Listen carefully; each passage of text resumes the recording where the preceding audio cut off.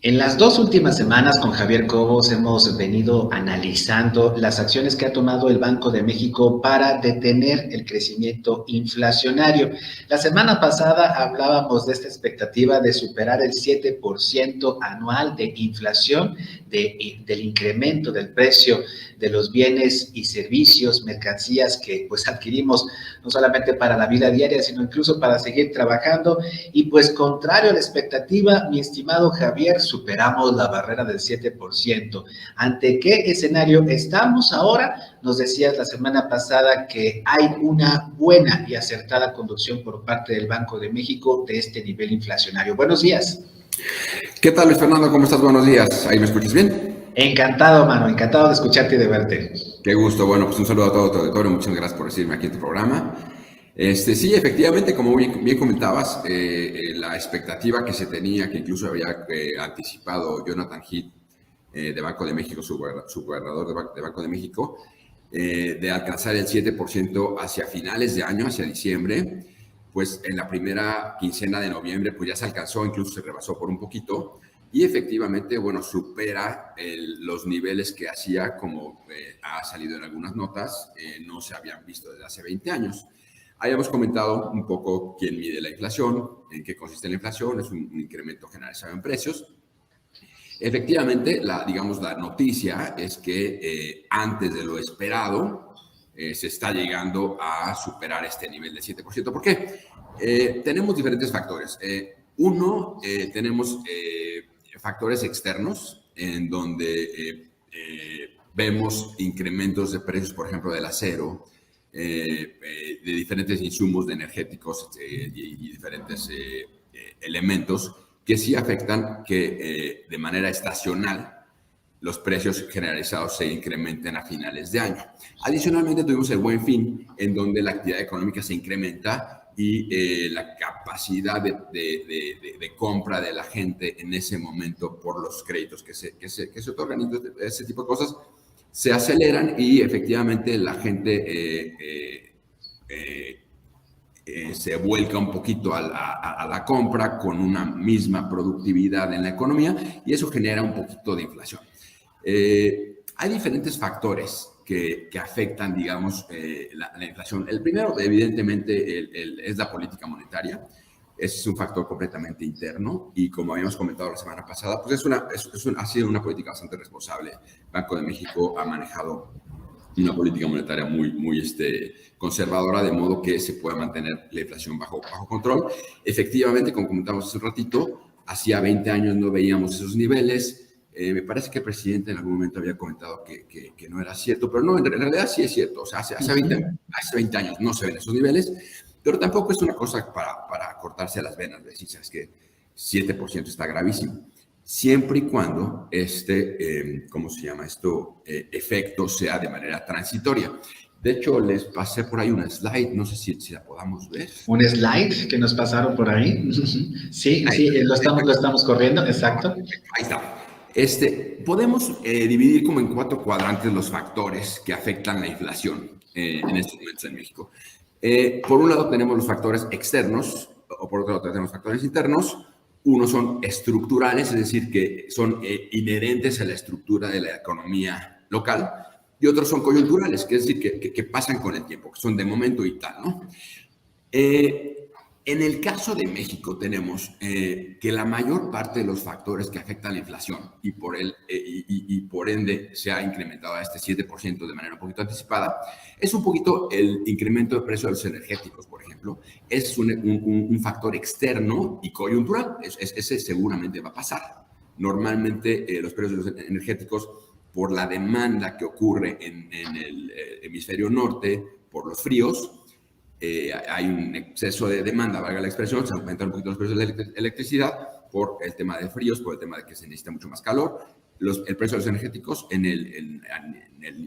nivel internacional se incrementa y ese es un factor externo que es transitorio. Normalmente los factores coyunturales son transitorios.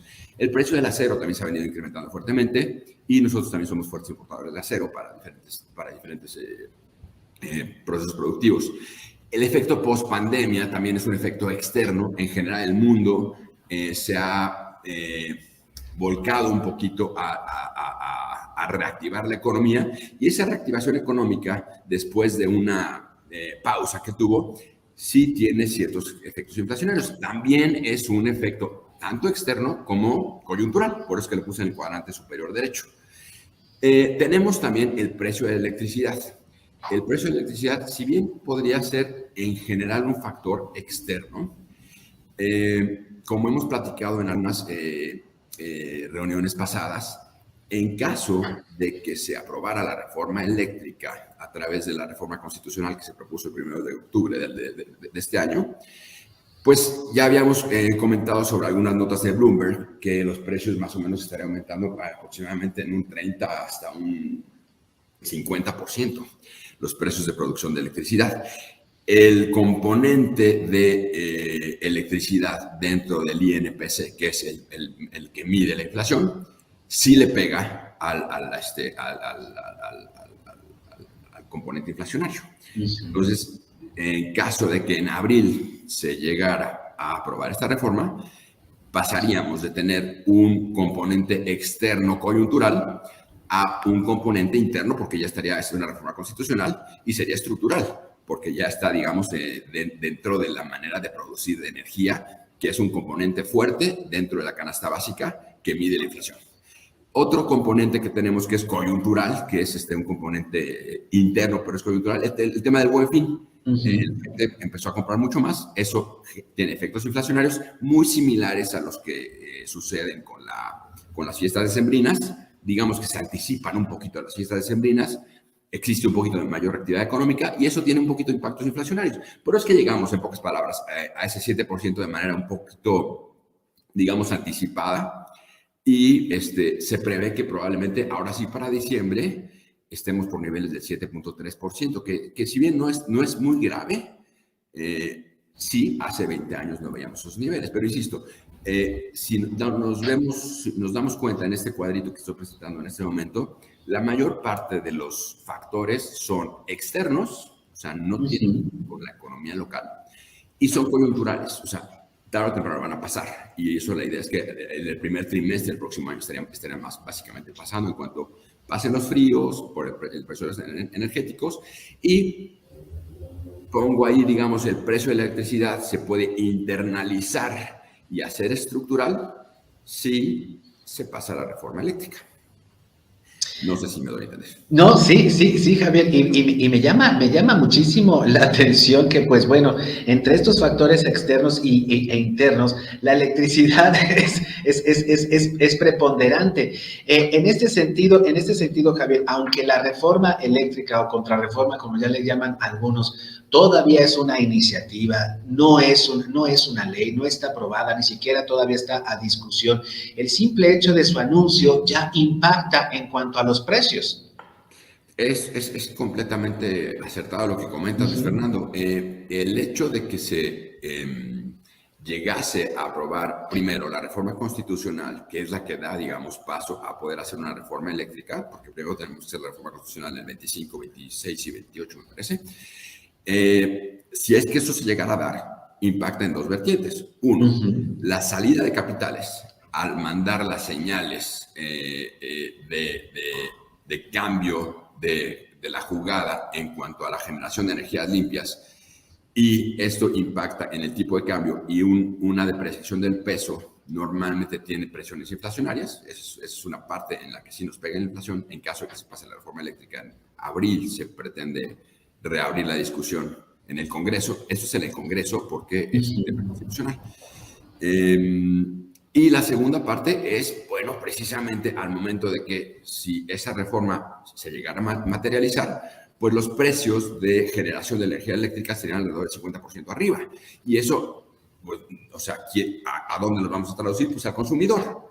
Y como ese es un componente importante de la canasta básica con la que se mide la inflación, pues sí tendríamos presiones inflacionarias adicionales que, si bien ahorita son coyunturales y son externas, en algún momento, si esta reforma pasa, pues empezarían a ser unas reformas, unos factores más bien internos y estructurales, como mostramos, como ha dicho.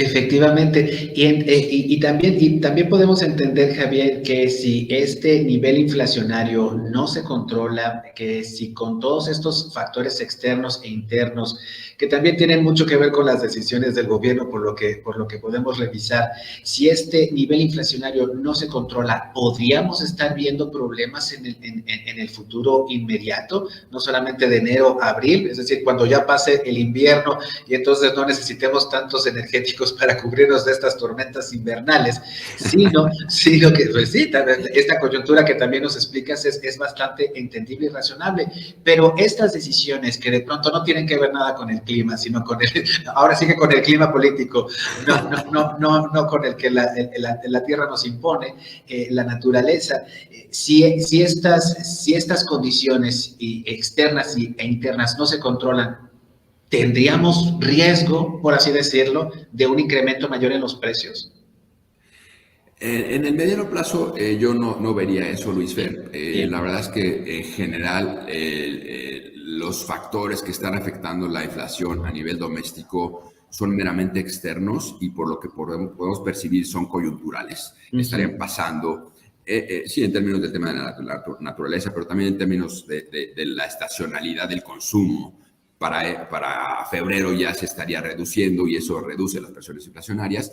La política monetaria que maneja el gobierno de México afortunadamente es independiente del Banco de México y eso permite tener una política monetaria imparcial y bastante más disciplinada. Y la verdad es que yo podría decir que han hecho un muy buen trabajo en términos de, por ejemplo, cuando recientemente incrementaron en un cuarto de punto la tasa, de modo que quedó el 5% la tasa de referencia. Eso lo que hace es retener un poquito los capitales. No se ha logrado completamente esa medida. Siguen saliendo. De hecho, de la última vez que platicamos ahorita, la velocidad a la que siguen saliendo es importante. Sin embargo, respondiendo a tu pregunta, no serían niveles preocupantes como los que hemos tenido en niveles de hiperinflación de los 80s, en 87, en 78, que tenemos niveles del 180%, lo platicamos el otro día. O sea, no va por ahí, porque la política monetaria es completamente autónoma en México ya, a diferencia de en aquellas épocas. Normalmente el proceso inflacionario tiene que ver con política monetaria, es decir, con la emisión de billetes y monedas que hace Banco de México en circulación en la economía, y eso sí detona procesos hiperinflacionarios. En este caso no vemos ese tipo de variables, que son los que sí detonan procesos hiperinflacionarios. No los vemos, son meramente externos, son coyunturales. Mi única preocupación sería que el factor externo, que es el precio de la electricidad internacional, se internalice a través de una reforma constitucional en la que el precio de la electricidad se elevaría. Bueno, si el costo se eleva un 50%, pues el precio se va a elevar por ahí, ¿no? Exacto. Y eso es parte de la canasta que mide la inflación, y entonces ahí sí estaríamos viendo otros niveles inflacionarios. No creo que sean como hiperinflacionarios, pero difícilmente se podía regresar a los niveles promedio que veníamos teniendo en los últimos 20 años de 4 o 5% de inflación. Ahí yo creo que estaremos por lo menos en un piso del 7-8%, yo creo. Si tenemos nuevos precios de los energéticos, en este caso específicamente de la electricidad en México, elevado por un tema, pues sí, de un clima político interno. Es un tema interno y es un tema estructural. Sería. Mira, mi estimado Javier, ¿cuántos años tienen prometiéndonos a los mexicanos que vamos a pagar menos por la luz, por el gas, por la gasolina? Y pues bueno, gobiernos van, gobiernos vienen, colores van, colores vienen, y lamentablemente esto no lo controla el gobierno, sino los precios internacionales. Factores que en realidad el gobierno podría controlar de otra forma. Y esto que destacas de la autonomía del Banco de México, de lo que también venimos platicando desde hace algunos días, ahí está la nueva candidata a integrar el Banco de México, y lo que prometió es respetar la autonomía. de pues, el Banco Central de nuestro país. Javier Cobos, como siempre, encantados de poderte escuchar y ver. Te podemos encontrar en redes sociales, la gente que te está escuchando, para que pues tal vez por te supuesto pueda... que sí. Sí, Sí, no, por supuesto, Luis, a sus órdenes ahí. Bueno, de hecho, ahí ya en tu pantalla aparece exacto. el otro día no lo tenía. Ahí aparece. A sus órdenes ahí estoy. Cualquier pregunta, cualquier duda, encantado de la vida. Y si tu auditorio quisiera abundar en algún detalle de lo que hemos venido platicando, sabes que con todo gusto me lo platicas y aquí lo comentamos. Javier Cobos, muchísimas gracias. Recibe un abrazo y nos encontramos aquí la semana que viene. Igualmente, un abrazo para ti y para todo tu auditorio.